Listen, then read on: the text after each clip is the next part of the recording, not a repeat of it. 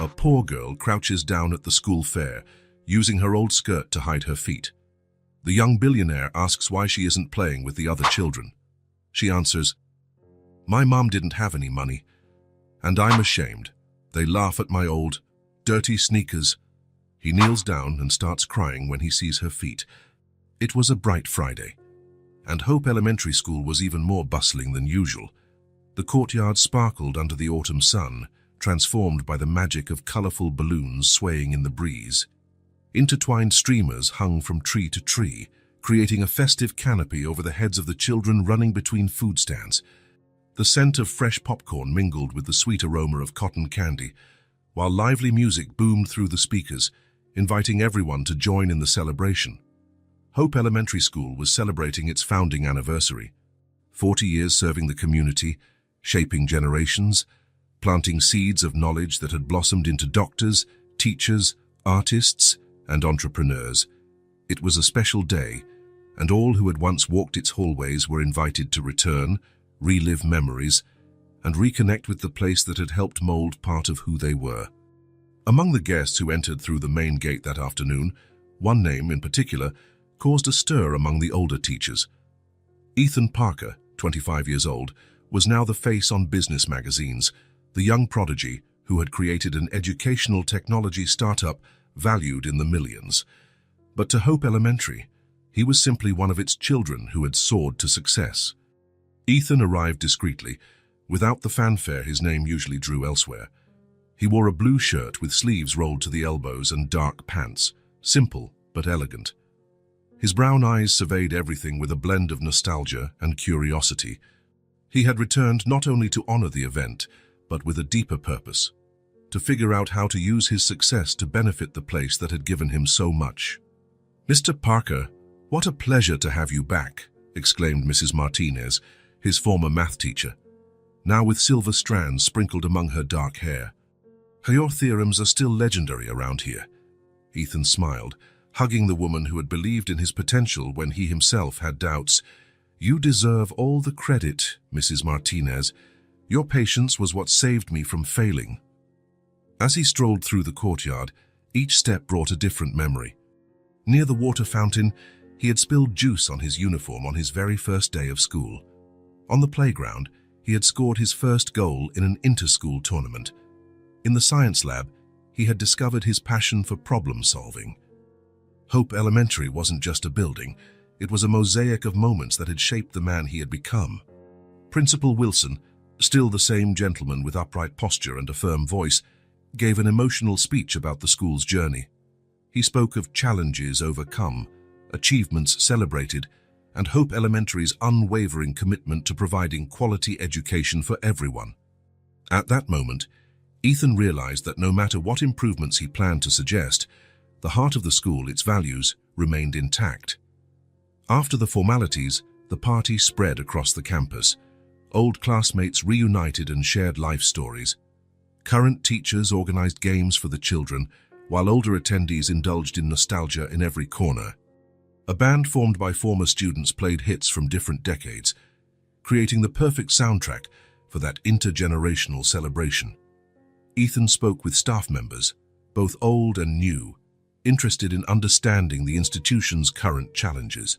He asked questions about infrastructure, teaching resources, technological needs. In his mind, ideas were already forming for projects that could truly make a difference in those students' lives. "Does the science lab still have that faulty microscope?" he asked a biology teacher. "We do, but it hasn't worked in years," the man replied with a resigned smile. Mental note: completely upgrade the science lab. While walking through the corridors now decorated with current students' work, Ethan noted the subtle changes. The walls, once a faded yellow, now sported a light shade of blue. The solid wooden desks had been replaced with more ergonomic models. Blackboards had given way to whiteboards and, in some rooms, projectors hung from the ceiling, signs of a school trying to keep up with modern times, albeit with limited resources. The young businessman returned to the main courtyard, where the party was at its peak. Upbeat music played as children danced in circles, teachers applauded in rhythm, and parents gathered in groups, proudly watching their kids. It was a scene of pure collective joy. Then, something caught his attention, a stark contrast to all that happiness, so striking it felt almost unreal, like a dissonant note in a perfect symphony. In the far corner of the courtyard, partially obscured by the shade of a large tree, was a very small girl, alone. While the other children danced, ran, and played, she stayed still, curled up against the wall. Her brown hair was tied in a simple ponytail, adorned with a red ribbon already showing wear. She wore the school's uniform, a navy blue skirt and a white shirt. But unlike the other kids, there was no smile on her face. Her eyes were fixed on the ground, and her small hands clutched the hem of her skirt, as if trying to hide something. Ethan felt a tightness in his chest, a feeling he couldn't explain. It was as if, suddenly, all the party's joy had drained away, replaced by an instinctive concern for that solitary little figure. Without noticing, he found himself walking toward her. As he approached, he realized just how tiny she really was. Her narrow shoulders were hunched, as though bearing an invisible weight too heavy for her delicate frame. Her eyes, which he glimpsed briefly, were a deep brown, but clouded by what appeared to be held-back tears. Ethan slowed his pace, aware that he didn't want to startle her.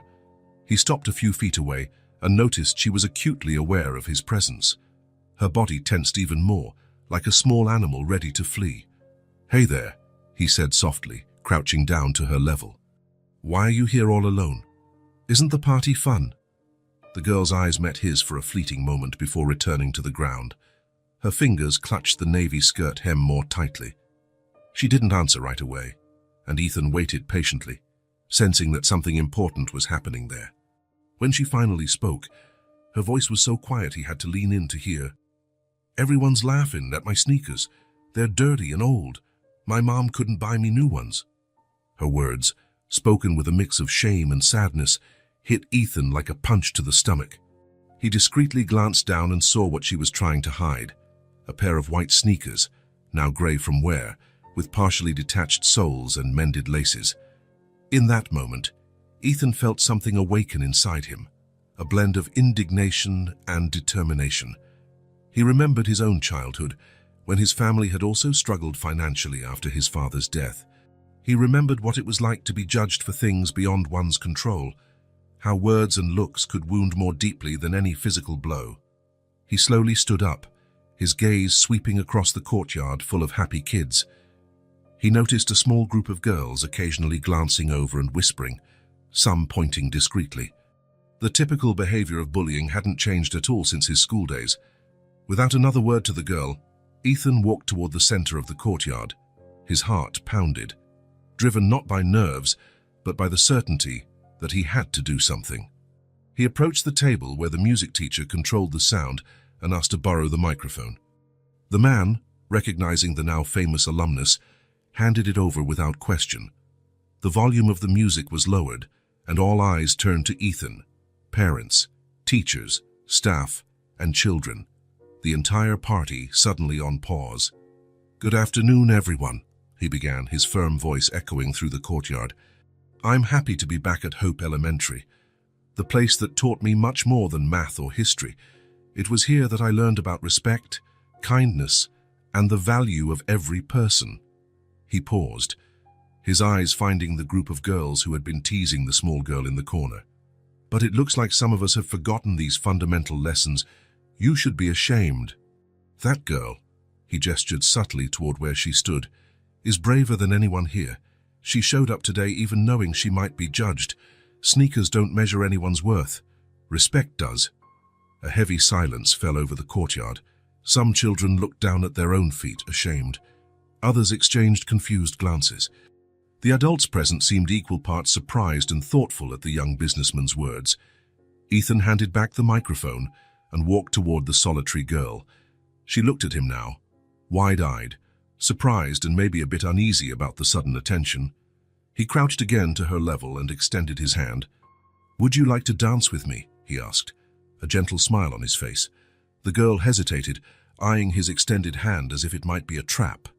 Then, slowly, she wiped away a tear rolling down her cheek and with a timid smile forming at the corner of her lips, placed her small hand in his.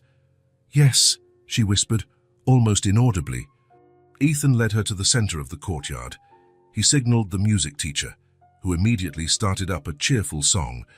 For a moment, everyone stood still, watching the unusual sight, the famous former student dancing with the lonely girl in old sneakers. Then, as if a spell had been broken, other children began joining them. Soon, the courtyard was once again filled with dancing and music. But something had changed. The looks aimed at the little girl were no longer mocking but inclusive. And there in the center, spinning awkward circles, were Ethan and his new friend, whose name he still didn't know but whose spirit had profoundly touched his heart. For the first time since he'd arrived at the party, he saw a genuine smile light up her face, a smile that completely transformed her eyes, now shining like stars on a clear night. In that moment, under the autumn sun and amid children's laughter, something important began. Something that would forever change not only that little girl's life, but also that of Ethan Parker, the successful entrepreneur who rediscovered, in that school courtyard, the true meaning of making a difference in the world. The celebratory party ended as evening fell. The food stands were dismantled, the balloons collected, and the children left one by one, escorted by their parents. Custodial staff now roamed the courtyard, picking up discarded cups and leftover food. The music had stopped, replaced by the quiet sounds of chairs being stacked and tables folded. Ethan remained on site even after most of the guests had gone. He helped put away some equipment, talked with teachers about possible infrastructure improvements, but his thoughts kept returning to the little girl with the worn sneakers. After they danced, she had smiled shyly, thanked him in a barely audible whisper, and vanished into the crowd of children. The sky had taken on orange hues when Ethan finally decided to look for someone who could give him more information. He spotted Mrs. Lambert, the art teacher, gathering children's drawings that had been on display during the party. "Mrs. Lambert," he called, approaching the grey-haired woman with kind eyes. "May I ask you a question?" "Of course, Ethan," she replied, adjusting her glasses on her face. "It's wonderful to see that some of our former students have become not only successful, but also kept their values. What you did today was very beautiful." Ethan put his hands in his pockets, suddenly aware that his curiosity might seem odd. "That little girl I danced with, who is she?" The teacher smiled, as though she had anticipated this question. "Emily," she answered fondly. "A special child. She's on a full scholarship, one of the sweetest we have here." Ethan nodded, letting the information sink in. Emily. A simple, delicate name. It suited her. "Does she always stay by herself like that?" Mrs. Lambert sighed, placing the colorful sheets of paper into a folder. "Unfortunately, yes. Emily is quiet and observant. She has trouble fitting in. Some children can be cruel to anyone who's different." Different? She just seemed shy and... Shy, yes. But she's also our only full scholarship student in that grade. The other children come from families with more resources. Even with uniforms, those differences show up in the little details. School supplies, lunchboxes, shoes. The teacher paused meaningfully on that last word. "I see," murmured Ethan, recalling the shame in Emily's eyes when she talked about her sneakers. "She lives alone with her mother, who works as a seamstress, an incredible woman, I must say.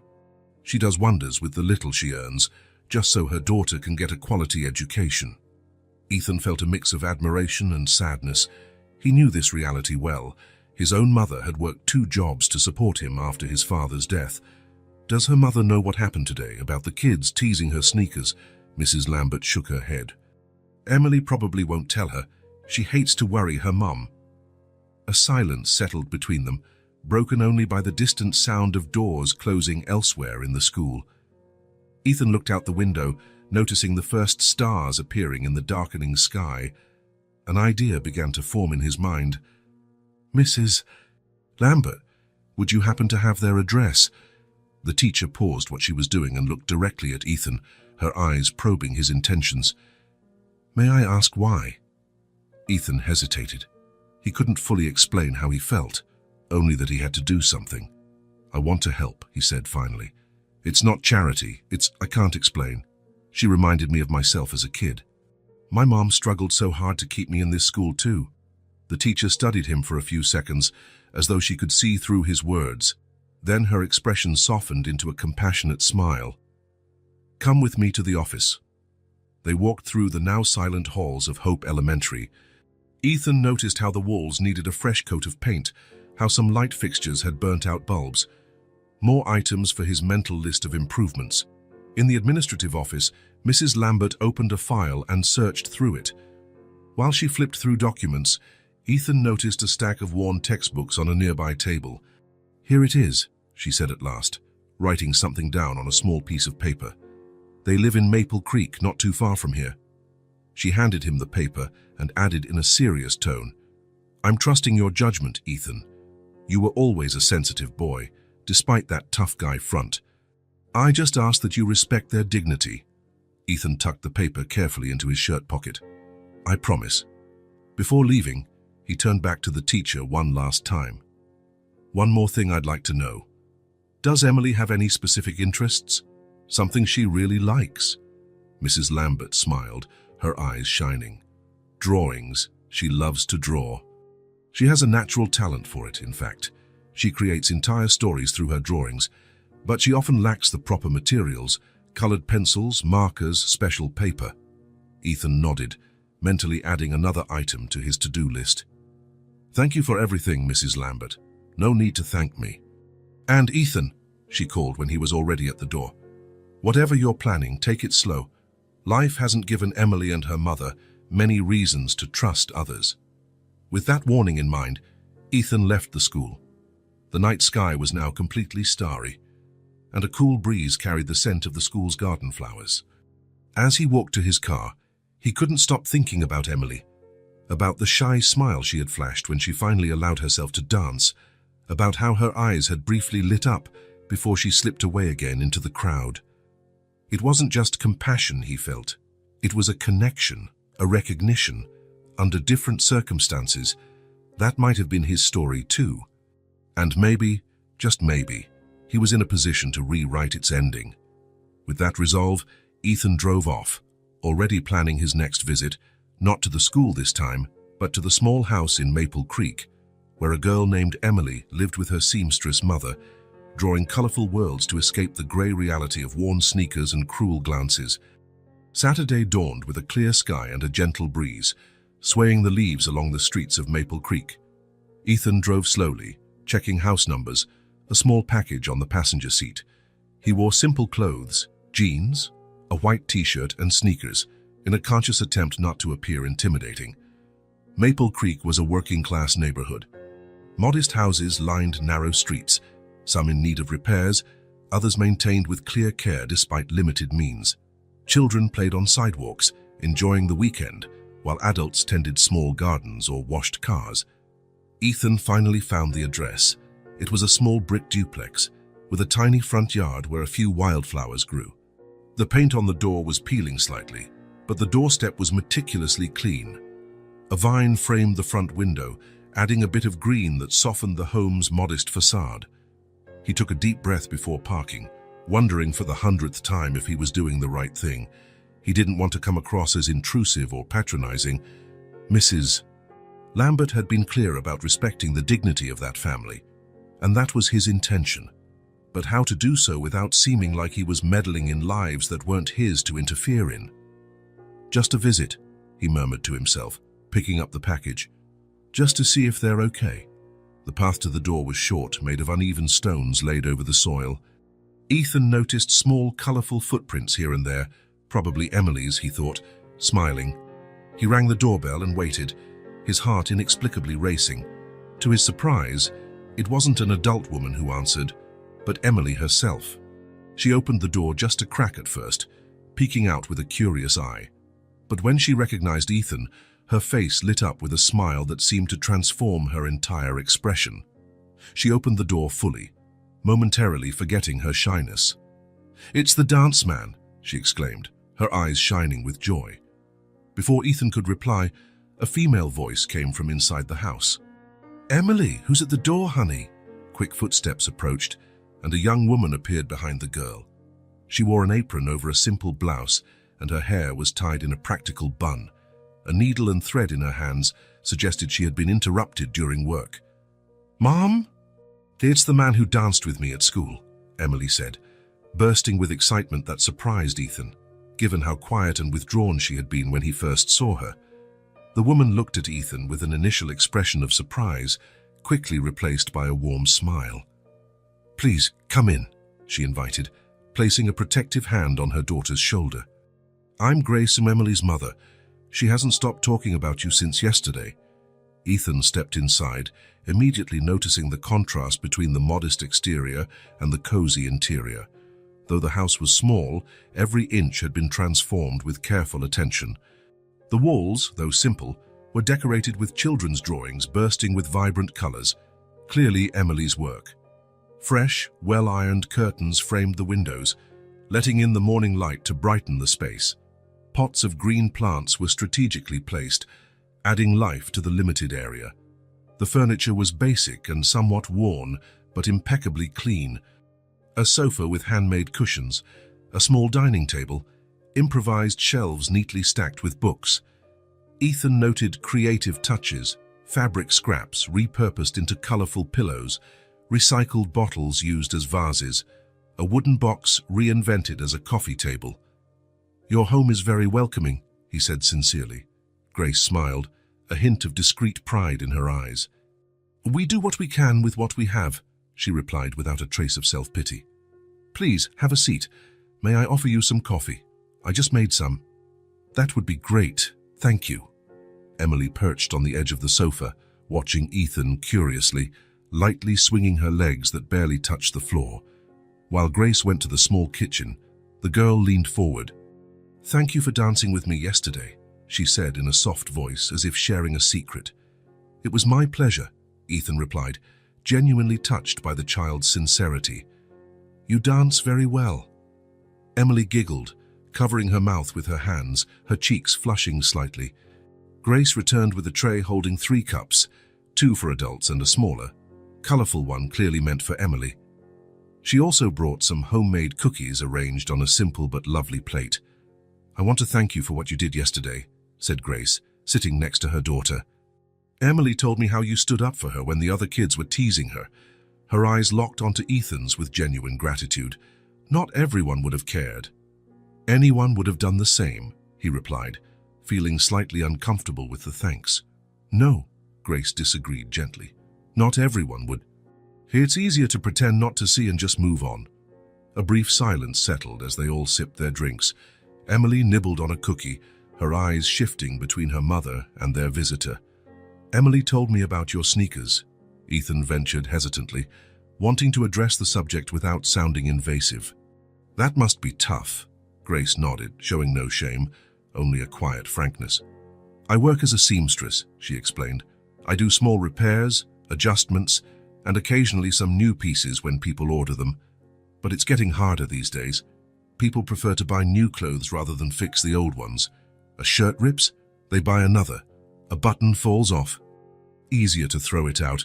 We live in a disposable era. There was resignation in her voice, but not bitterness. She simply acknowledged a reality she had learned to cope with. I still have some loyal customers, mostly neighbors. I do what I can with whatever comes my way. It's not much, but it keeps us going. The most important thing is that I got Emily a scholarship to Hope Elementary. I could never afford that education otherwise. Her eyes shone with determination as she continued. Her education is my biggest concern. I want her to have every opportunity to be able to choose her own path. That's why I work so hard, even when there's little work available. Emily, who had been quiet during the conversation, suddenly stood up. Do you want to see my drawings? She asked Ethan, with a confidence that contrasted with the shy girl he had met the day before. Of course I do, he replied, genuinely interested. The girl ran to a small table in the corner of the room and returned with a worn folder filled with papers. She sat between Ethan and her mother, opening the folder with reverent care. This is the park near the school, she explained, showing a colorful drawing of trees and a pond. I've never been there, but I can see it from the classroom window. She flipped the page. And this is the one from yesterday's party. Ethan smiled at her representation of the scene, himself and Emily dancing in the center, surrounded by colorful stars. She had perfectly captured the moment with an impressive sensitivity for someone so young. "You're very talented," he commented, genuinely impressed. Emily smiled, a blush of pride tinting her cheeks. Grace watched the scene with soft eyes, a mix of joy and careful hope. And at that moment, in that small but welcoming living room, amidst colorful drawings and the scent of fresh coffee, something important took shape. A genuine connection that transcended social differences and circumstances.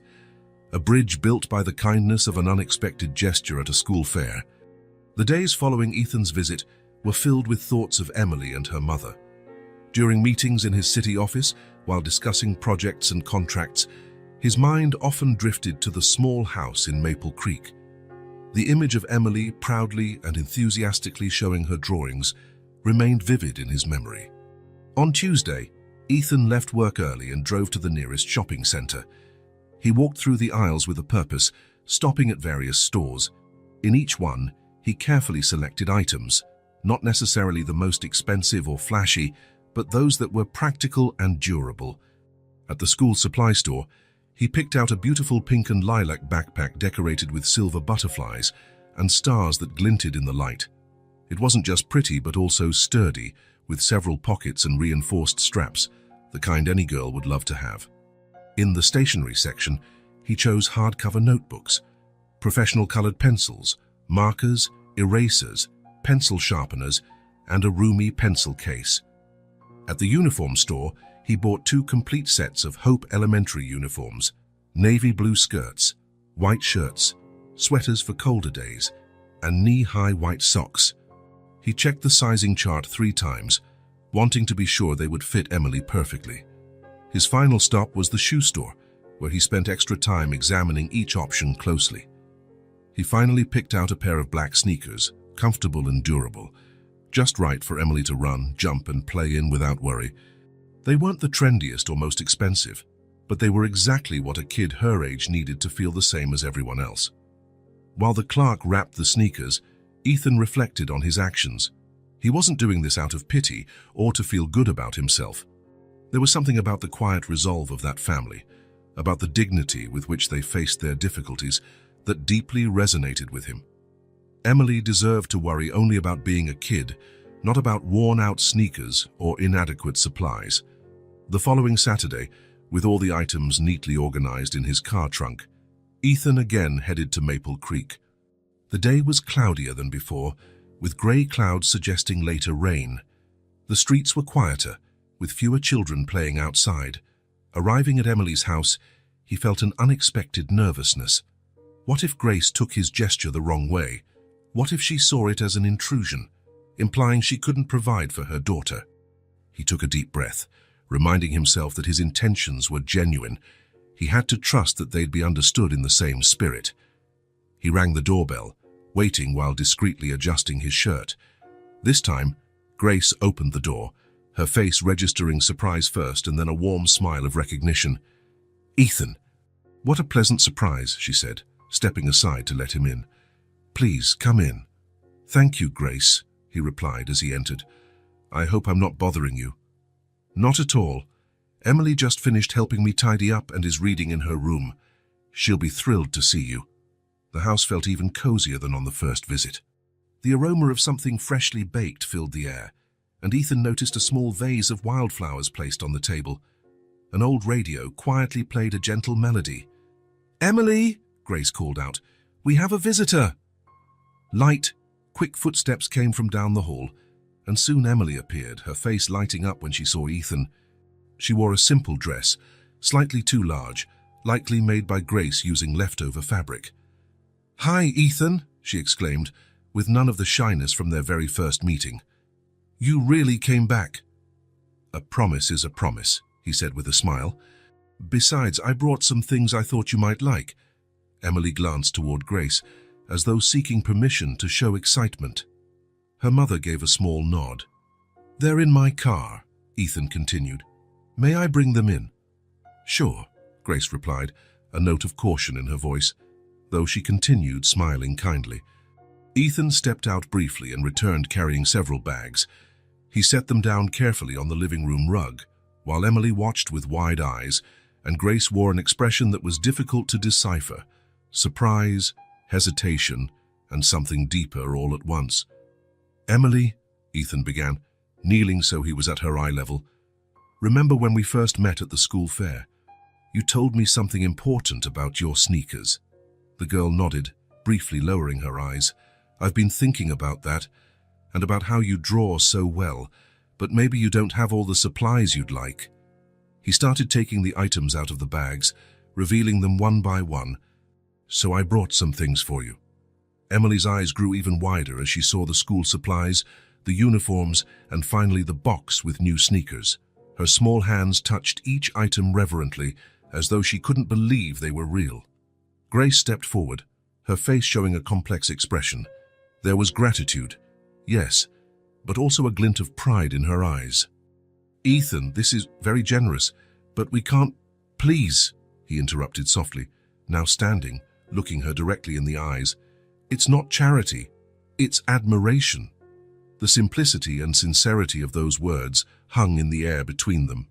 Grace studied his face, looking for any hint of condescension or pity, but found only genuineness. "I admire how you take care of Emily, how you maintain this house, and how you face hardships. I admire how she draws, how she smiles even when things are tough. This," he gestured at the gifts, "is just a way to show that admiration." Grace's eyes moistened slightly, but she kept her composure. After a moment that seemed to stretch infinitely, she nodded. "Thank you," she said simply, every syllable weighted with meaning. Emily, who had been testing the colored pencils on a piece of paper, suddenly stood up and, without warning, hugged Ethan around the waist, the highest point she could reach. It was a brief hug, but full of gratitude that words couldn't express. When she pulled away, her face shone with the brightest smile. "Can I try on the sneakers?" she asked, looking to her mother for approval. "Of course, honey," Grace replied with a soft smile. Emily sat on the floor, carefully opening the box as though it contained treasure. Her eyes sparkled at the sight of the new shoes, simple but perfect. She quickly removed her worn-out shoes and tried on the new ones, walking around the living room with exaggerated steps to feel them out. "They're so comfortable," she exclaimed.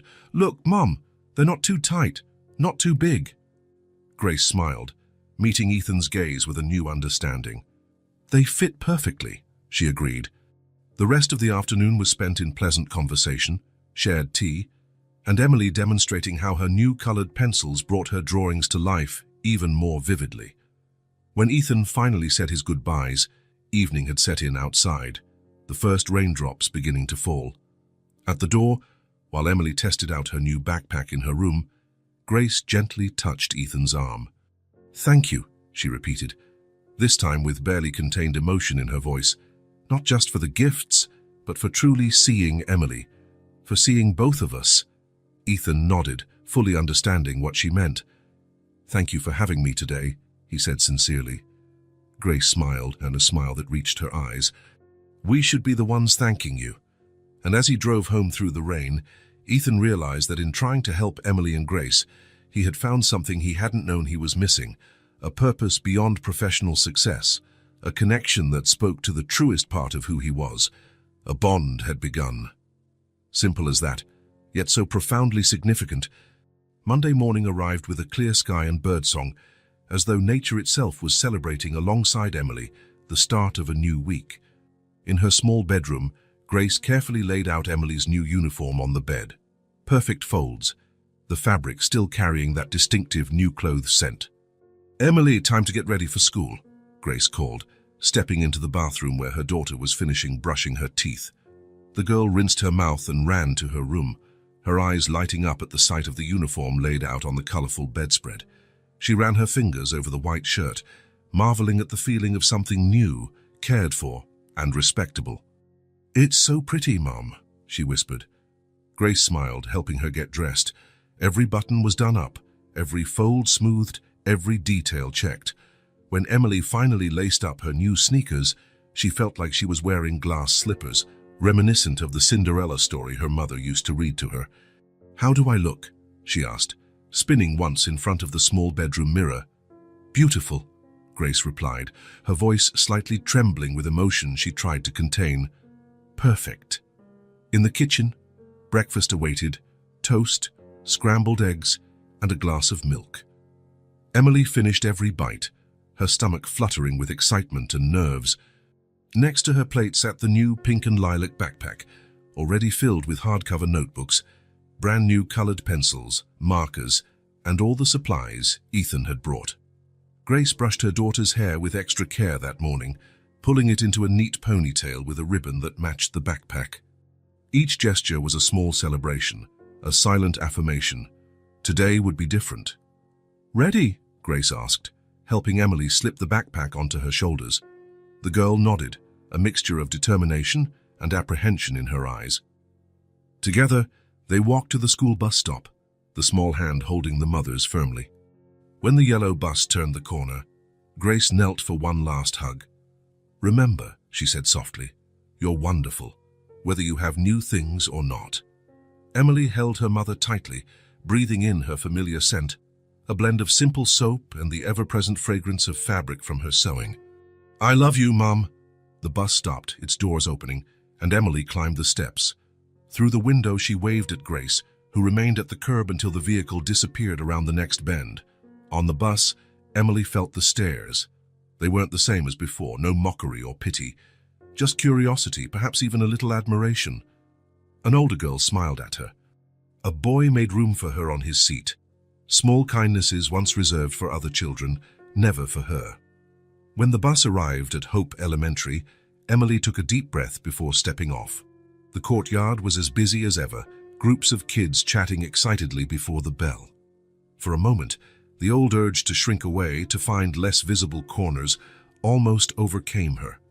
But then she felt the comfort of her new sneakers, the reassuring weight of her pretty backpack, the dignity of a properly fitting uniform. For the first time, Emily walked across the courtyard without hiding, without staring at the ground, without trying to be invisible. She took small but confident steps, her head held slightly higher than usual. That's when she saw the group that had mocked her worn sneakers a few days before. 4 girls now watched her, exchanging glances. For a second, Emily's heart raced, the familiar fear threatening to return. But then, to her surprise, the girls began approaching. Their faces weren't sneering or whispering, they seemed uncertain, looking at their own feet. The tallest among them, a girl with blonde braids named Sophie, spoke first. "Hi, Emily," she began quietly. "Your uniform looks really nice." Emily blinked, surprised by the unexpected compliment. "And your backpack is really cool too," added another girl, Lily, staring at the silver butterflies decorating the bag. An awkward silence followed, until Sophie took a deep breath and looked Emily directly in the eyes. "I'm sorry we laughed at you the other day," she said, her cheeks flushed with embarrassment. "It was really mean." "We shouldn't have done that," Lily continued, nodding discreetly toward Emily's feet. "Your sneakers are really nice." Emily studied the girls, searching for any sign of falseness or a trap, but all she saw were sincere expressions of regret. She felt a warm sensation expand in her chest, no feeling of revenge or satisfaction at seeing them ashamed, but something gentler, forgiveness. "It's okay," she replied with a small smile, no bitterness in her voice. Then, summoning a courage she hadn't known she possessed, she added, "Do you want to play with me?" The girls' faces lit up with relief and genuine happiness. "Yes," Sophie exclaimed, "come with us." Lily extended her hand, an invitation that went beyond just recess. It was an offer of friendship, inclusion, belonging. Emily hesitated only a second before taking it. The bell rang, calling everyone to class, but that morning Emily didn't walk alone. She entered the building surrounded by her new friends, chatting about cartoons, favorite books, discovering shared interests that had been hidden behind invisible barriers of status and prejudice. In the classroom, the teacher immediately noticed the change, the timid yet present smile, the more confident posture, the hand that was raised for the first time to answer a question. During recess, Instead of sitting alone in a corner of the courtyard, Emily played hopscotch, jumped rope, and took part in circle games. She laughed, loudly, without fear or shame. She ran, her new sneakers tapping the rhythm on the playground, her voice mingling with the others in a harmony that felt natural, as though it had always been that way. For the first time, Emily no longer felt different, marked, or separate. She was just another kid, a child among children, with the fundamental right to simply belong. The hours flew by too quickly. When the final bell rang, signaling the end of classes, Emily packed her supplies into her new backpack, exchanging promises of fun the next day with her newfound friends. As she left through the school gates, she saw a surprise waiting. Leaning against a silver car, wearing a light blue shirt and dark pants, was Ethan. His eyes scanned the courtyard until they found Emily, and a broad smile lit his face when he saw her. Emily stopped for a moment, hardly believing it. Then, without a second thought, she ran toward him, her backpack bouncing on her shoulders, her new sneakers pounding on the asphalt, her heart brimming with a happiness she had only ever experienced in her most colorful drawings. "Ethan!" she exclaimed, stopping in front of him, slightly out of breath. "You came." "Of course I came," he replied simply. "I wanted to know how your day went." Emily grinned, and in that smile was the entire story of her transformative day, the apologies, the new friendships, the games, the laughter. Then, in a burst of pure gratitude, she hugged Ethan around the waist, looking up with shining eyes. "Thank you for taking care of me," she said softly but firmly, simple words carrying the weight of a whole world of difference. And as Ethan helped her get into the car to drive her home, Emily knew something fundamental had changed. It wasn't just the new sneakers or the pretty backpack. It was the sense of worth, of dignity, of deserving the same respect and opportunities as any other child. For the first time in her young life, Emily had experienced what it was like to be simply equal to the other kids. The ride home was filled with Emily's excited chatter. She told Ethan every detail of her day, how she'd been invited to play during recess, how the other kids had admired her new things, how one girl had even shared her cookies. Ethan listened attentively, occasionally asking questions, laughing along with her. Through the corner of his eye, he watched how she gestured excitedly, how she grew more expressive by the minute, a subtle but deep transformation from the shy girl he had met only days before. "Sophie invited me to her birthday party next month." Emily nearly bounced in her seat. "She's having a unicorn-themed party, and there's going to be chocolate strawberry cake, which is my favorite. And she said I can bring my new colored pencils so we can draw together, because she likes to draw too, but doesn't have pencils as nice as mine," and she went on without stopping for breath, while Ethan grinned, charmed by her enthusiasm. The childhood world, with its quick friendships and simple joys, held a purity he had long forgotten. When they reached the cobblestone street where Emily lived, Ethan slowed the car, looking for a spot to park. The girl finally paused her excited monologue, gazing out the window with growing anticipation. "Mum's probably home from work by now," she commented. "I can't wait to tell her everything." Ethan parked and helped Emily out, carrying her backpack while she hopped excitedly beside him toward the house. Before they could even knock, the door opened, revealing Grace with a concerned expression that quickly turned into relief and then surprise upon seeing them together. "Emily, Ethan," she exclaimed. "I was worried when you didn't come home at the usual time, sweetheart." "Sorry for not letting you know," Ethan said quickly. "I picked Emily up from school and we lost track of time talking." Grace smiled, opening the door wider for them to enter. "That's all right. Please, come in." Emily barely crossed the threshold before she started talking. "Mom, I had the best day of my life," she announced, her eyes glowing with excitement. "You should have seen it. Everyone looked at me when I arrived, but it wasn't mean looks like before. It was more like, wow." Grace gave Ethan a grateful smile before focusing all her attention on her daughter. "Tell me everything, sweetheart."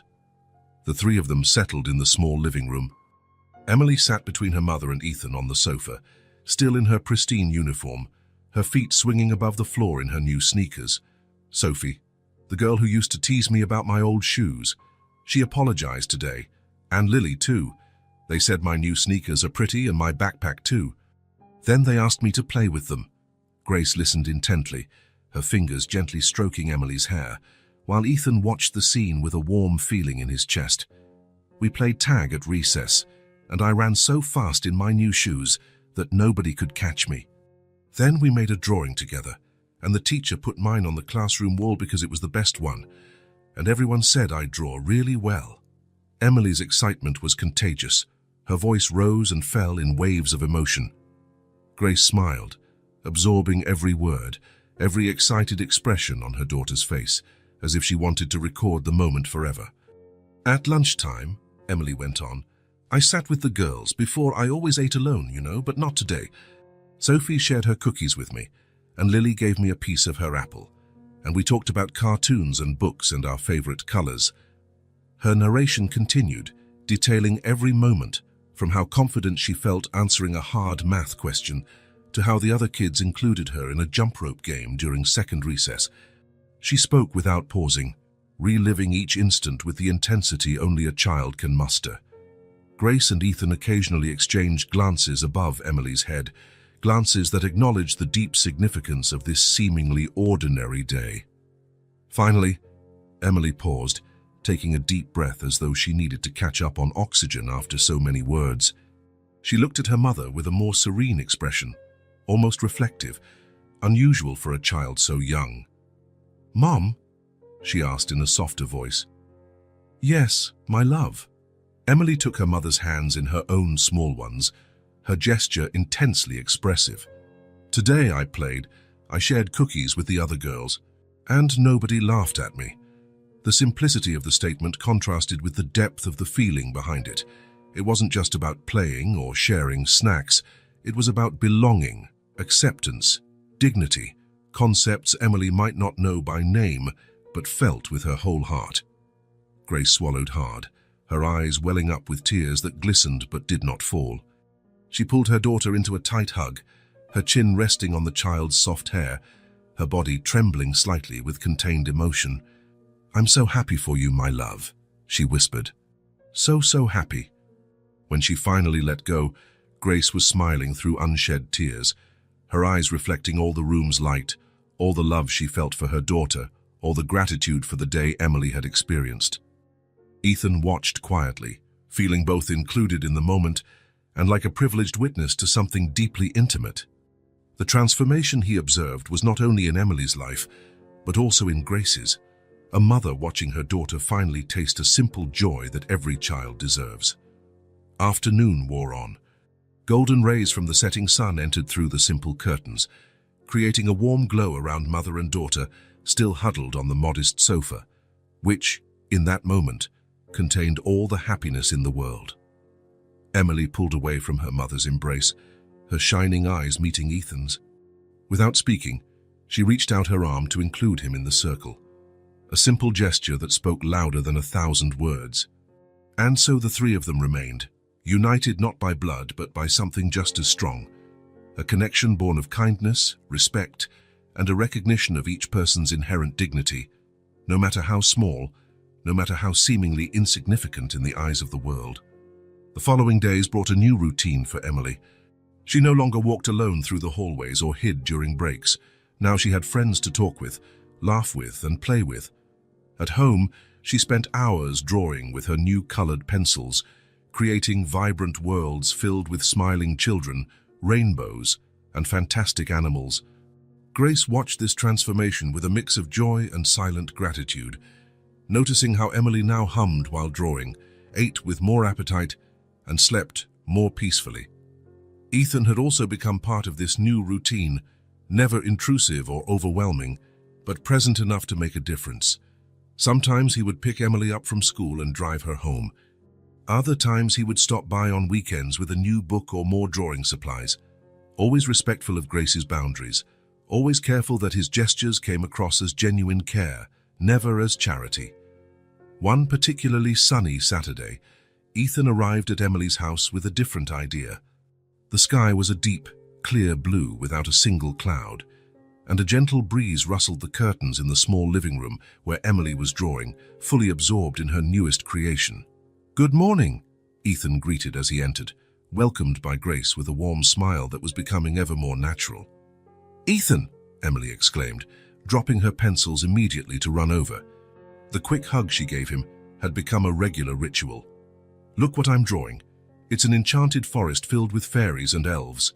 That's me, this is Mom, and that's you." Ethan crouched down to examine the colorful drawing, in which 3 figures held hands amid magical creatures and oversized trees. "That's amazing, Emily," he praised sincerely. "You get better every day." The girl beamed, proud, before returning to her little desk. "Coffee, Ethan," Grace offered, already heading to the kitchen. "Only if it's no trouble," he replied, following her. Once they were alone enough, he lowered his voice. "Actually, I came to ask if I could take Emily on an outing today. It's the perfect day to visit Riverside Park." Grace hesitated for a moment, her eyes searching Ethan's. "It's the largest park in the city," he continued. "There are lakes, fountains, playgrounds. I thought she might enjoy spending a few hours there." A gentle smile formed on Grace's lips. "She's never been to a park like that," she said softly. "I've always wanted to take her, but between work and daily expenses..." She let the sentence trail off, no need to elaborate. "So it'll be her first time?" Ethan asked, feeling a pang in his chest as he thought about all the simple experiences Emily had never had. Grace nodded. "She'll love it. She has so much energy. Sometimes I feel sad I can't give her more space to run and play freely. Would you mind if I took her today? I promised to bring her back before dinner."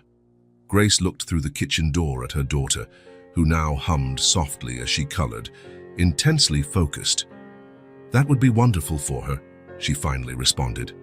Then, with a playful smile, she added, "But prepare yourself for a lot of pent-up energy being released all at once." When Emily heard about the trip, her reaction was exactly what one would expect. Jumps of joy, a barrage of questions, and a whirlwind of activity. Grace helped her change clothes, opting for a simple but comfortable dress and sneakers. Her new ones, of course, which by now felt like a lucky charm. "Take your hat to protect from the sun," Grace advised, adjusting a wide-brimmed hat on her daughter's head. "And obey Ethan, all right? Stay where he can see you." "Yes, Mom," Emily promised, barely able to stand still as her mother applied sunscreen to her face and arms. "And Ethan," Grace turned to him with a serious expression that quickly morphed into a smile. "Have fun too. You deserve it." The drive to Riverside Park was filled with Emily's excited voice, asking what they would see, sharing her expectations, inventing stories about the adventures they might have. Ethan answered patiently and enthusiastically, charmed by her ability to find joy in the simple promise of something new. When they finally passed through the park's large iron gates, Emily's reaction exceeded all expectations. Her eyes went wide as if trying to take in all that green space at once. Her mouth formed a small O of wonder. Then, as though a dam had burst, she let out a cry of pure delight. "It's huge," she exclaimed, spinning in circles to see in every direction. "Look at all the trees and grass and flowers. Is that a lake way over there? And is that a fountain, Ethan? Look how many kids are playing." Ethan smiled, feeling a wave of emotion at witnessing such pure, uncomplicated happiness. He thought about his own privileged childhood, the countless trips to parks, zoos and museums, experiences he had considered normal, guaranteed, sometimes even dull. And here was Emily, overflowing with joy at a simple trip to the park for the first time. "Where do you want to start?" he asked, holding out his hand. Emily looked around, apparently overwhelmed by the wonders. "Can we go to the fountain first?" she finally asked, pointing to the large circular structure in the park's center where water jets danced to distant music. "Sure thing." She took off running, practically dragging Ethan along, her boundless energy contagious. He followed with a laugh. The fountain was impressive, wide and circular, with jets of varying heights moving in coordinated patterns, creating a spectacle of water and light under the bright sun. Children ran around it, some daring to touch the water at the lower arcs, others simply watching in fascination. Emily stopped a few feet away, suddenly shy before the grand display. Ethan crouched beside her. "How you can go closer," he encouraged gently. "It's okay to touch the water." The girl looked at him uncertainly. "Really? Really? See, other kids are doing it too. That was all Emily needed. She took tentative steps forward, then bolder ones, until she reached the fountain's edge. She stretched out a trembling hand and finally touched the cool water spraying in sparkling droplets. "It's cold," she giggled, dipping both hands now, letting the water flow between her small fingers. "And so clear, you can see the bottom," Ethan observed, amazed at children's ability to find wonder in the simplest things. For Emily, this wasn't just water in a fountain, it was a discovery, an adventure, a brand new experience to savor with all her senses. They spent almost half an hour there, Emily exploring every part of the fountain, trying to predict the jet's movements, laughing when an unexpected spurt sprayed bright drops on her dress. Ethan took some photos with his phone, wanting to capture these moments of pure joy to share with Grace later. When Emily finally had her fill of the water, another attraction had already caught her eye. "Can we go to that playground now?" she asked, pointing to a colorful play area in the distance, filled with climbing structures, slides, and swings. "Let's go," Ethan agreed, once again following the energetic small steps. The playground was a sprawling complex, designed for different age groups, with separate areas for younger and older kids. Emily paused at the entrance, her eyes scanning every detail as though she didn't know where to start. "I want to try the big slide," she decided, pointing to a spiral-shaped structure that even looked intimidating to Ethan. "Are you sure? It's pretty tall." "I'm sure," she replied, brimming with confidence that clashed with her usual shyness. "Will you watch me from the bottom?" "Of course. I'll be right here." Emily ran to the ladder leading to the top of the slide. Ethan watched her climb each rung determinedly, pausing occasionally to catch her breath, but never giving up. When she finally reached the top, she looked down, searching for Ethan, who waved encouragingly. There was a moment of hesitation, the height suddenly seeming much greater from up there.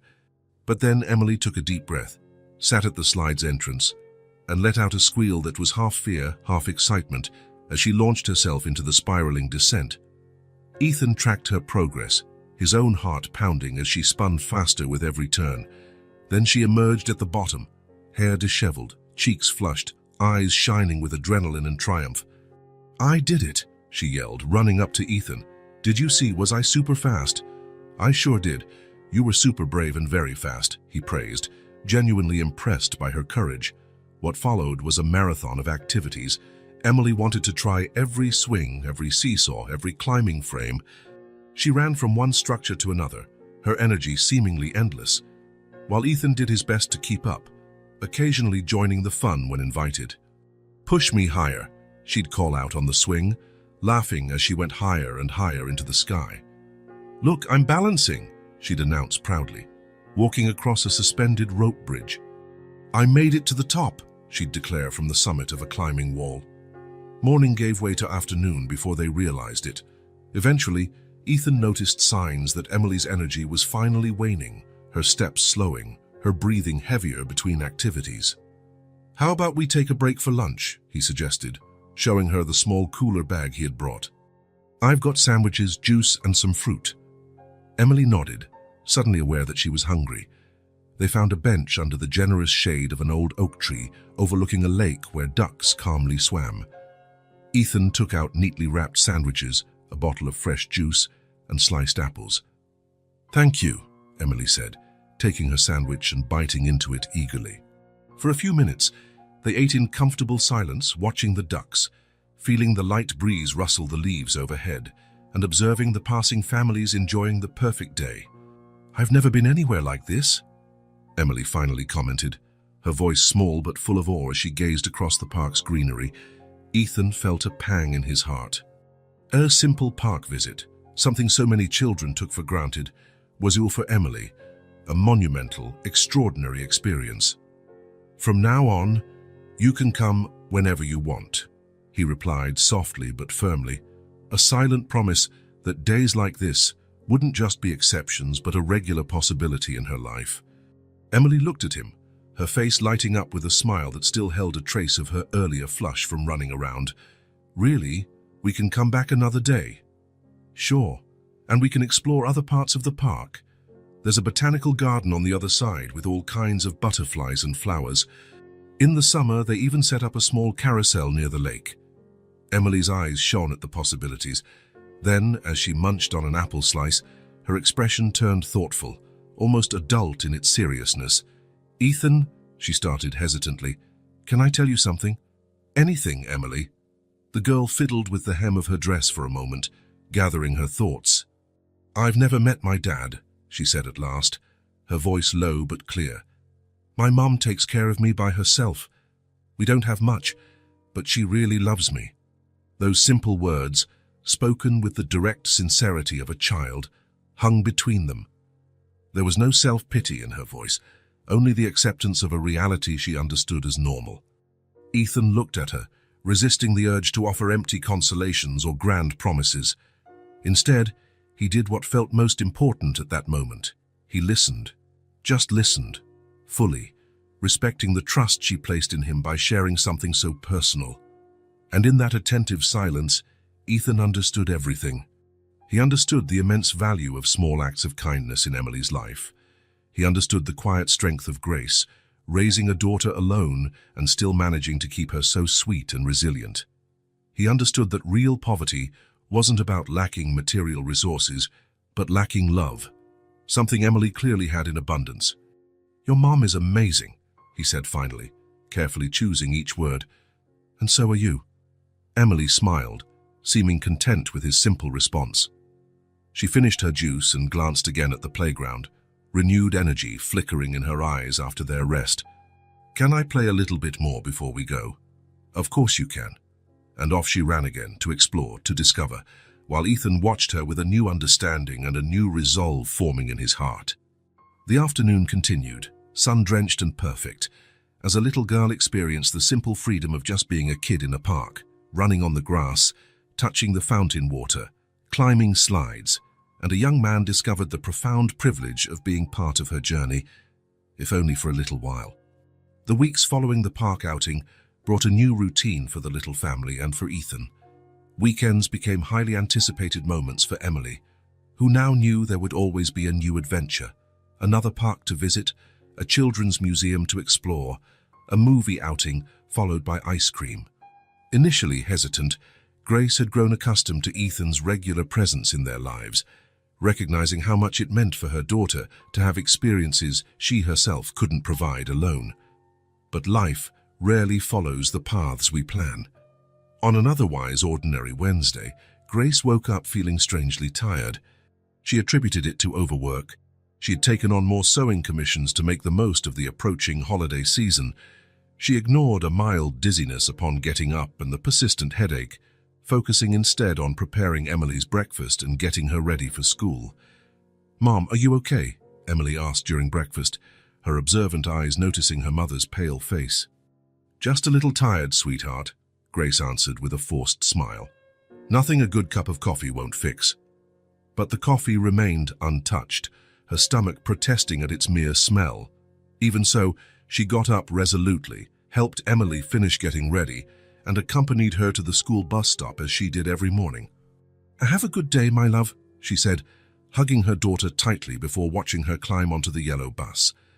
Emily waved from the window as the vehicle pulled away, a small crease of worry forming between her brows upon noticing how her mother leaned on the lamppost for support. Back in the quiet house, Grace tried to focus on work. She had a party dress to finish by the end of the week, and several pairs of pants to adjust. She sat at her sewing machine, determined to ignore the growing discomfort. The hours ticked by slowly, each minute feeling more difficult than the last. Her headache worsened, and now she felt chills despite it not being particularly cold. Around noon, she stood to make some tea, hoping it might help. That's when the room began spinning around her. Grace tried to steady herself on the edge of the table, but her legs gave out. Her last conscious thought as her vision darkened was worry. Who would pick Emily up from school? Hours later, the school bus halted at the familiar corner. Emily hopped off enthusiastically, her backpack filled with new drawings to show her mom.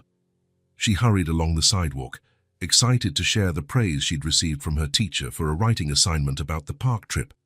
Approaching the house, she noticed the door was unlocked. unusual since Grace always stressed the importance of keeping it locked. Emily walked in hesitantly, calling for her mother. "Mom, I'm home." Silence. She moved further into the small living room, leaving her backpack on the sofa. "Mom, where are you?" That's when she saw her. Grace was lying on the kitchen floor, pale and unresponsive, a broken glass beside her, water spilled across the tile. "Mom!" Emily cried, rushing over. "Mom, wake up!" She shook her mother's shoulder gently, then more urgently, panic rising as each second passed without a response. She touched Grace's face. It was hot, far too hot. "Mom, please," she whimpered, tears starting to roll down her cheeks. "Please wake up." But Grace remained unconscious, her shallow breathing the only sign that she was still alive. Emily froze for a moment, fear threatening to consume her. Then, as if guided by some unseen strength, she remembered the instructions her mother often repeated. "If there's ever an emergency and I can't help, call 911. With shaking hands, she grabbed the phone from the living room table. She dialed 911, her heart pounding so hard it felt like it would burst out of her chest. 911, what's your emergency?" a calm voice answered. My mom," Emily stammered, words tangled with sobs. "She fell. She won't wake up. You have to help." "Stay calm, honey," the operator said gently but firmly. "What's your name?" "Emily." "How old are you, Emily?" I'm little," she replied, vaguely recalling she shouldn't be home alone. "It's okay, Emily. You're being very brave. Can you tell me where you live?" With difficulty, Emily managed to provide the address, repeating it exactly as her mother had taught her. "Well done, Emily. We're sending an ambulance right now. Is your mom breathing?" "Yes," Emily answered after quickly checking in the kitchen, "but she's really hot. And she won't wake up." "The ambulance is on its way. Can you stay on the line with me until they arrive?" "Yes, but..." Emily hesitated, a new thought popping up. "Can I call someone else? Ethan. He always helps us." The operator paused briefly. "Who's Ethan, dear?" He's my mom's friend, and mine too. He'll know what to do." "Of course, Emily. If you have his number, you can hang up to call him. Then please stay with your mother, okay? The ambulance will be there soon." "Okay." Emily hung up and immediately searched for her mother's cell phone, finding it in Grace's purse near the sewing machine. With trembling fingers, she found Ethan's name in the recent contacts and pressed call. Ethan was in an important meeting when his phone vibrated. Normally, he would have ignored it, but seeing Grace's name on the screen gave him an inexplicable urge to answer. "Excuse me," he murmured to the executives at the table, standing quickly. "I have to take this call." In the hallway outside the meeting room, he answered, "Grace, everything okay?" "Ethan!" The child's panicked voice caught him completely off guard. "It's Emily! My mom fell! She won't wake up! You have to come now!" Ethan's heart instantly raced. "Emily, calm down. Where are you?" "At home. Mom's on the kitchen floor." "I already called 911, but I'm scared." "You did exactly the right thing, Emily," he said, already sprinting toward the elevator. "I'm on my way there right now. Is the ambulance coming?" "Yes, the lady on the phone said they already sent it." "Good. Emily, stay by your mom's side. Check if she's breathing, okay? I'll be there as fast as I can. Please hurry," she begged, her voice cracking.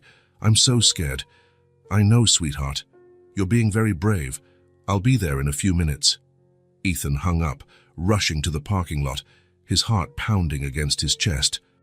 The drive that usually took 20 minutes was done in less than 15, with Ethan ignoring speed limits and nearly running red lights. When he finally arrived at Grace and Emily's street, an ambulance was already parked in front of the house, lights flashing silently. He parked haphazardly and dashed inside, finding the door open. In the kitchen, 2 paramedics were attending to Grace, who was now on a stretcher. Emily was against the opposite wall, hugging herself, wide-eyed and focused on her mother's still form. "Emily!" Ethan called. She turned, and upon seeing him, sprinted toward him as if her life depended on it. Ethan scooped her into his arms, feeling her small body trembling against his chest. "You came," she sobbed, clinging to him. "Of course I came," he replied, holding her securely while he approached the paramedics. "How is she?" he asked one of them. "High fever, low blood pressure, severe dehydration," the paramedic said, not stopping her work. "Are you the father?" she asked, briefly glancing at Emily in his arms. "No, Ethan hesitated, realizing there was no simple word to describe his role in their family. "I'm a close friend. The girl called me." "All right, we're taking her to Central Hospital right now. Looks like pneumonia, but we'll need tests to confirm. Can I go with her? The girl has no one else." The paramedic nodded. "You can follow us in your car. Unless you prefer the child ride with us?" Ethan glanced at Emily, who clung to him like she feared being separated. "I think it's best if she comes with me. We'll be right behind you." Minutes later, the ambulance sped off, sirens blaring. Ethan followed in his car with Emily in the back seat, buckled up but leaning forward as though trying to close the distance to the ambulance carrying her mom. "Is Mom going to be okay?" she asked quietly, breaking the tense silence. Ethan wanted to promise yes, wanted to say everything would be fine, but he couldn't lie to her.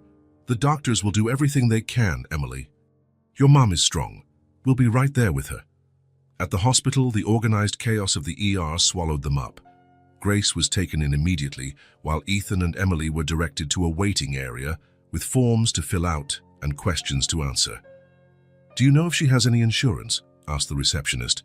Ethan thought for a moment. Grace likely didn't. Her financial situation probably wouldn't allow such a luxury.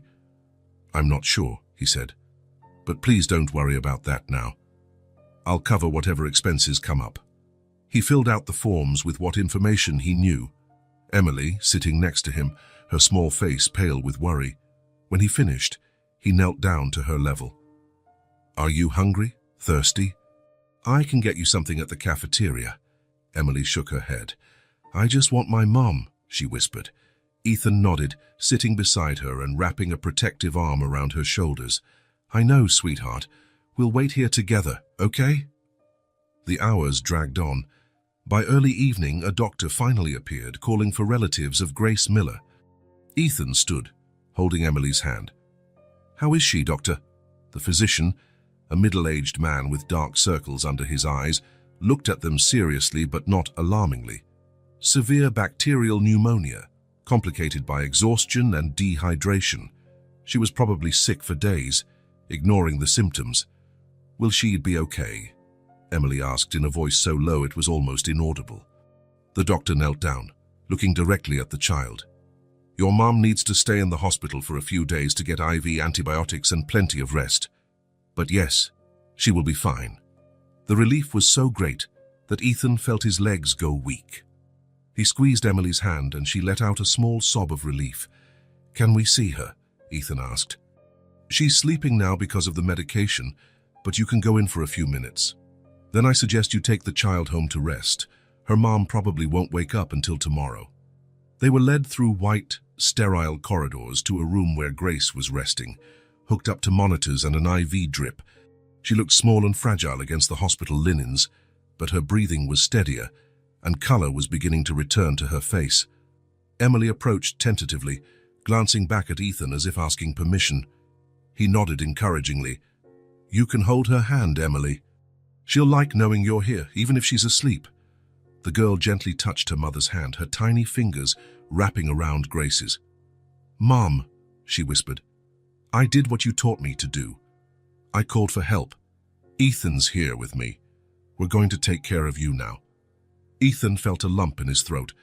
He watched Emily for a moment, admiring her courage and maturity in such a scary situation. Then, gently, he placed a hand on her shoulder. "We need to let your mom rest now. We can come back first thing tomorrow." Emily reluctantly let go of Grace's hand. "Promise we'll come back?" "I promise. First thing in the morning." They left the room quietly, but in the corridor Emily stopped, looking at Ethan with a new concern. "Where am I going to sleep tonight? I can't stay home alone." Ethan hadn't considered that, but the answer came naturally. "You'll stay with me, of course. I have a guest room we can fix up for you. And tomorrow, we'll pick up some of your things from home before we visit your mum. How does that sound?" Emily nodded, relief evident on her tired face. Before leaving the hospital, Ethan stopped by the administration desk to ensure Grace would get the best care possible, leaving his credit card to cover all expenses. He also spoke with the doctors, making sure he would be informed of any changes in her condition overnight. On the way to his apartment, he stopped at a convenience store to buy some basic items for Emily: a toothbrush, pajamas, a change of clothes. "Let's grab some food too," he said, looking at her in the rearview mirror. "What would you like for dinner?" "I'm not really hungry," the girl answered, her gaze lost in the darkness outside the window. "I understand, but you need to eat something. How about pasta? Or maybe a sandwich?" After a moment of hesitation, Emily replied, "Mac and cheese. Mom always makes it when I'm sad." "Mac and cheese it is," Ethan agreed, pulling into a restaurant he knew. Later that night, in Ethan's large but rarely used apartment, he prepared the guest room for Emily. He placed clean towels in the adjacent bathroom, made sure there was a glass of water on the bedside table, and opened the window slightly for fresh air. Emily ate in silence, her eyes still reflecting the fear and worry of the day. After a bath, she wore the new pajamas Ethan had bought, light pink with small stars, and looked even smaller, more vulnerable. "Are you sure Mom's going to be okay?" she asked, as Ethan helped her settle into the oversized bed. "I'm sure," he replied firmly, sitting on the edge of the bed. "The doctors are taking very good care of her. Tomorrow, when we visit, she'll probably be awake and much better." Emily nodded, wanting to believe him. She pulled the blanket up to her chin, her eyes fixed on the unfamiliar ceiling. "Thanks for coming when I called," she said softly. "I was so scared when I saw Mom on the floor." "You were very brave, Emily. You did exactly what you should, calling 911, then me. You saved your mom today." A small smile appeared on the girl's face. "Really?" "Absolutely." Emily settled more comfortably, exhaustion finally winning over anxiety. "Ethan," she asked sleepily, "will you stay here until I fall asleep?" "Of course," he replied, tucking the blanket around her. "And if you need anything during the night, I'll be right next door. Just call me." "Okay," she murmured, her eyes already closing. "Good night, Ethan." "Good night, Emily." Ethan remained seated beside her, watching as she drifted into sleep. When he was sure she was deeply asleep, he rose quietly. He paused at the door, reflecting on how in just a few hours his life had been completely upended. That night, while the city slept, Ethan made calls, rearranging commitments, canceling meetings. Emily and Grace were now his top priority, and for the first time in a long while, he felt he was exactly where he needed to be, caring for someone who needed him, not just as a provider, but as a protector, a safe harbor. The responsibility was daunting, but also strangely comforting. In the room next door, a little girl slept, trusting him to keep her world safe while her mother could not. It was a silent promise Ethan made to himself. He wouldn't fail them, not now, not ever. Days in the hospital turned into a week of IV antibiotics, of kind nurses changing sheets and checking vitals, of doctors taking notes on clipboards and discussing Grace's improvement. A week of Emily splitting her time between school and daily visits to her mother, always accompanied by Ethan, who had rearranged his entire schedule to be there whenever needed. Grace improved each day, her color returned, the fever subsided, and her breathing became easier. Yet the doctors insisted she needed total rest, something that made her visibly uneasy. "I need to get back to work," she often said, staring out the hospital window as though she could see the pile of sewing orders accumulating at home. "I have deadlines." "Work can wait," Ethan would reply with gentle firmness. "Your health comes first. Emily needs her mom healthy." That reasoning always worked. Grace would lean back into her pillows, nodding in silence, but her eyes still revealed the constant worry of someone who doesn't have the luxury to stop working. Finally, on a clear, mild morning, the news they'd been waiting for arrived. Grace was ready to be discharged. She could continue treatment at home as long as she strictly followed medical recommendations: rest, proper medication schedule, balanced meals, and absolutely no work for at least 2 more weeks.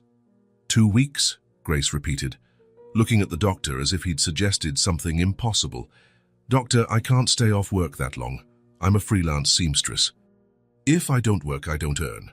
The doctor, an older man with gentle eyes behind his glasses, glanced at the mother and daughter, the latter waiting anxiously alongside Ethan. Ms. Miller, you had severe pneumonia complicated by chronic exhaustion. Your body needs this time to fully recover. If you return to work too soon, you risk a relapse, which could mean more weeks in the hospital, not just 2 at home. Grace lowered her gaze, the financial reality weighing heavily on her shoulders, even in this moment of relief at finally going home. We'll figure it out, Ethan intervened, his voice calm yet decisive. What's important now is your full recovery, Grace. Everything else we can handle together. The trip home was quiet but charged with emotions. Relief, worry, gratitude, uncertainty. In the back seat of Ethan's car, Emily held her mother's hand as though afraid to let go, in case she disappeared again. The small house had never seemed so welcoming as it did that day. Thanks to Ethan and Emily's efforts, it was clean and organized, with fresh flowers on the living room table and the bed neatly made with clean sheets. Even the plants had been watered regularly. Did you both do all this? Grace asked, her voice emotional, as Ethan helped her onto the sofa. Emily was a huge help, he answered, smiling at the girl who hurried to bring a blanket for her mother. She insisted everything be perfect for when you got back. I brought your favorite slippers, Mom, Emily said, carefully placing them on her mother's feet. And I put your book here, and a glass of water and the TV remote. Grace smiled, tears threatening to well up as she took in her daughter's thoughtfulness. You really thought of everything, didn't you? Ethan helped, Emily said, gazing admiringly at the man who had become such an important presence in their lives in such a short time. He said we have to take really good care of you now. Grace looked at Ethan, gratitude passing between them in silence. So much to say, so many thanks she could never properly put into words. The days that followed established a new routine. Ethan hired a home nurse to look after Grace during the day while Emily was at school. In the late afternoon, he dropped by to see how they were doing, often bringing dinner or needed supplies. Grace gradually regained her strength, though her worries about unpaid work and mounting bills were ever present in her eyes. One particularly pleasant afternoon, about 10 days after she'd come home, Grace sat on the small porch, enjoying the fresh air and watching Emily play in the front yard. The girl was chasing a butterfly, laughing as the colorful insect easily eluded her. Ethan arrived, carrying a grocery bag and a large manila envelope under his arm. He greeted them both with the warm smile that had become so familiar. How are you feeling today? He asked Grace, taking a seat in the chair beside hers. Much better, she replied, meaning it. Her face had regained its color completely, and her breathing no longer carried the telltale rasp of pneumonia. I think I'll be able to work again next week. Ethan nodded, but his expression suggested there was more on his mind. He waited until Emily, tired of chasing the butterfly, went inside to grab her drawing materials. Grace, he began, choosing his words carefully. There's something I'd like to discuss with you. She straightened a bit, her expression turning serious. It's about the hospital bills, right? I know it must be a lot, and I promise to pay every cent back as soon as I'm working again. It might take a while, but— No, Ethan gently interrupted. That's not it. The medical expenses are already taken care of. Don't worry about them. Grace frowned slightly. How? My basic insurance wouldn't cover half of what was needed. I took care of it, he said simply. Before she could protest, he continued, and I don't want to hear about reimbursements. I was happy to help. Grace opened her mouth to argue, but something in Ethan's determined gaze made her stop. After a moment, she simply nodded, the words thank you feeling inadequate for his kindness. Actually, Ethan went on, I want to talk about the future, about Emily. At this, Grace's attention sharpened instantly, as it always did when her daughter was the topic. What about her? Ethan chose his next words with care. Over the past few weeks, I've gotten to know you both better. I've seen how hard you work, how much you do to give Emily the best you can, and I've also seen her incredible potential, her intelligence, her sensitivity, her artistic talent. Grace smiled, maternal pride evident in her eyes. She is special, she agreed. I've known that since she was a baby. A contemplative silence fell, broken only by the distant sounds of kids playing in another yard.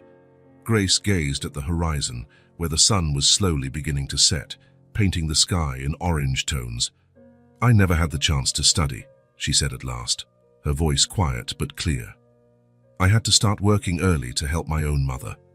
I do what I can with my sewing, but I want so much more for Emily. Her confession was simple in words but profound in meaning, hanging in the air around them. Ethan could feel the weight of Grace's hopes, the enormous responsibility she'd carried alone for years. Gently, he reached out and took her hand, a gesture of solidarity and understanding. From now on, you don't need to worry about that. I'll make sure Emily has the education she needs. Grace turned to him, confusion and surprise on her face. What do you mean, Ethan? I'm saying I want to help. I want to guarantee Emily has access to the best education possible, from her current school to college, if she wants. No worries about tuition, supplies, uniforms, none of it. Grace seemed speechless, tears already forming in her eyes as they reflected the setting sun. But why? She finally managed. Why would you do that for us? Ethan thought for a moment, the answer both complex and simple. Because you both matter to me, he replied sincerely. Because Emily deserves every opportunity the world has to offer. And because I'm in a position to help, and I want to. At that moment, Emily returned to the porch with a sketch pad and her favorite colored pencils. Oblivious to the intense conversation she'd just interrupted, she settled on the wooden floor and began to draw, fully absorbed in her little world of colors and shapes. Grace and Ethan watched her in silence for a few moments, both deeply moved for reasons Emily, in her innocence, couldn't yet fully grasp. Emily sat on the floor, drawing a picture of a house with large windows and a garden full of flowers. Each line was careful, each color chosen with special attention.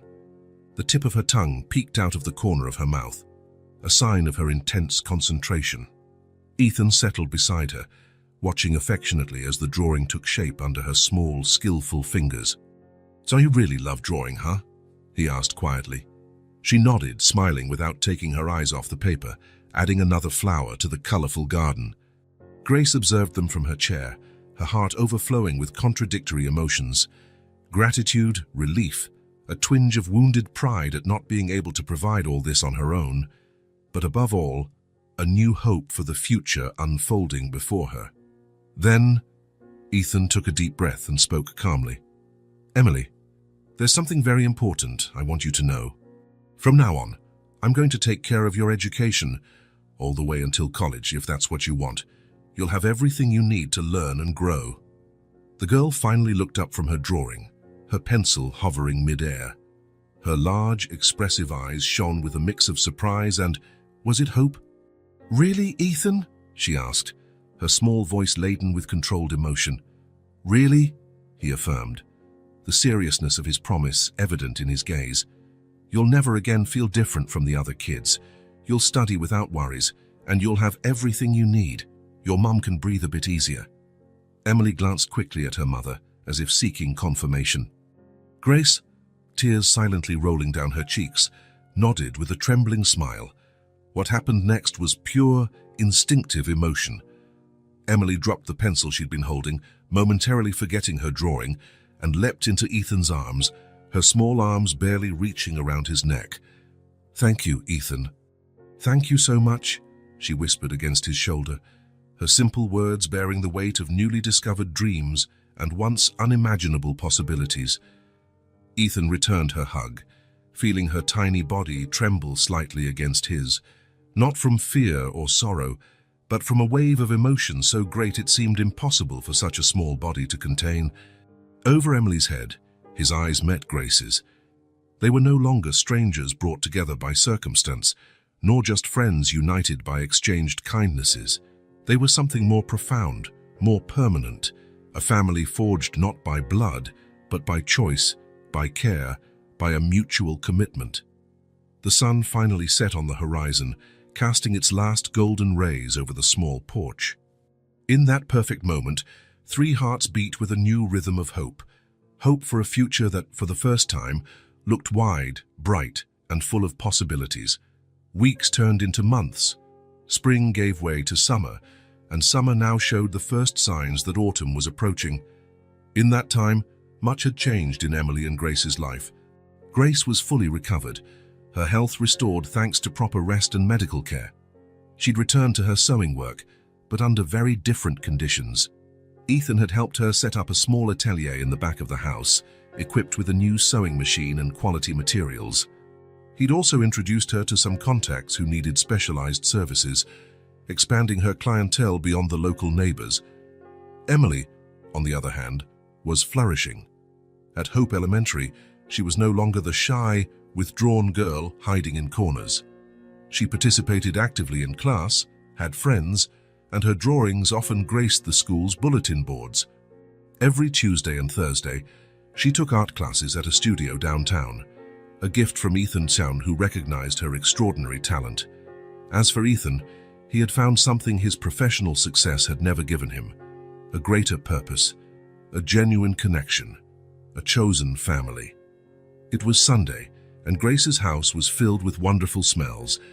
The aroma of roast chicken mixed with the scent of a freshly baked cake, creating that comforting atmosphere only meals made with love can achieve.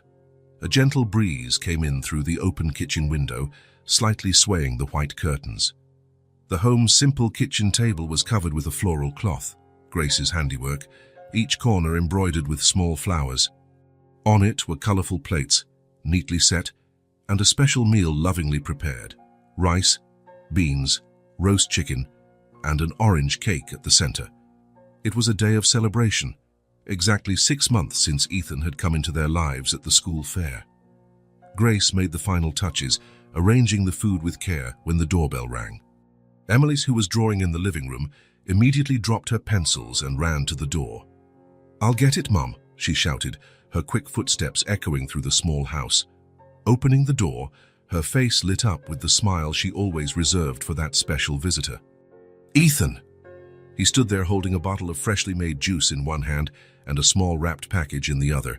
His calm smile was that of someone who had finally found his place in the world. "Hey, kiddo," he greeted, crouching down to receive the enthusiastic hug Emily always gave him. Grace appeared behind her daughter, drying her hands on a dish towel. There was a softness in her eyes that hadn't been there months ago, the softness of someone who could finally breathe without the constant weight of worry.